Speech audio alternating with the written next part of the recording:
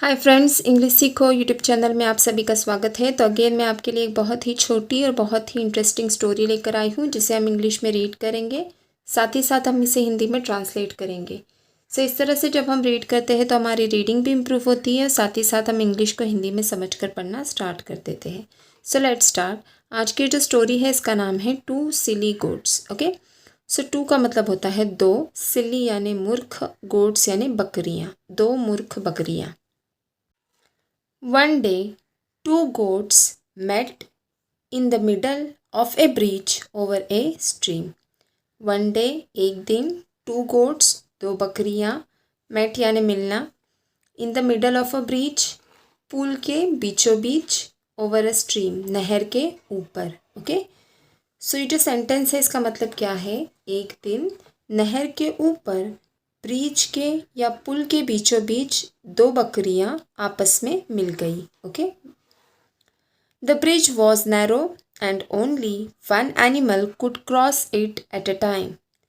The bridge was narrow, जो पुल था वो बहुत ही छोटा था, एंड और ओनली वन एनिमल, खाली एक जानवर, could cross it at a time, मतलब एक टाइम पर खाली एक ही जानवर उस पुल को पार कर सकता था, इतना छोटा वह पुल था। Both the goats wanted to cross the bridge first. Both the goats, दोनों भी जो बकरियां थी उन दोनों को भी वॉन्टेड चाहिए था, टू क्रॉस द ब्रिज, कि वो पार कर सके पुल को सबसे पहले, फर्स्ट यानी पहले। तो दोनों भी बकरियां यह चाहती थी कि सबसे पहले वह पुल पार कर सके।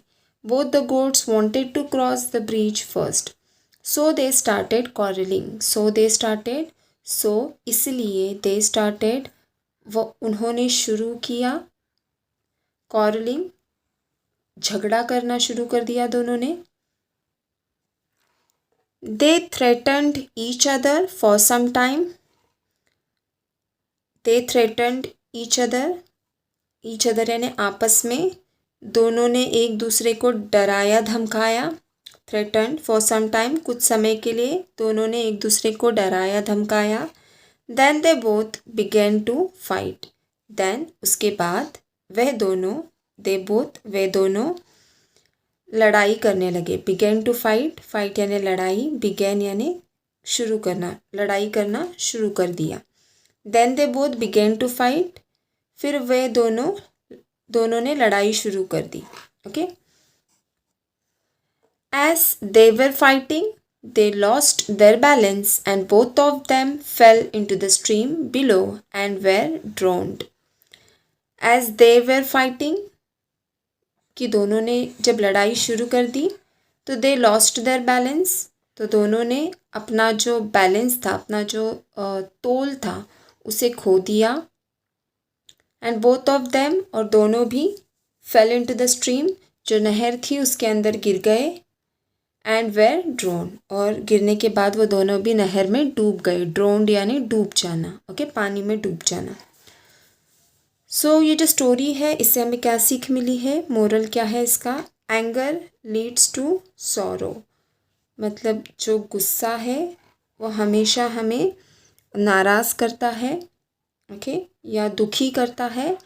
और जो पीस है, लीड्स टू जॉय, पीस यानी जो शांत स्वभाव के होते हैं या शांति से जो भी काम होता है उसमें हमेशा जॉय होता है, मतलब उसमें हमेशा खुशी होती है। ओके, सो आई होप आज की जो वीडियो है आपको अच्छी लगी होगी। तो अगर स्टोरी अच्छी लगी है तो do like, share and subscribe to our channel. Thank you.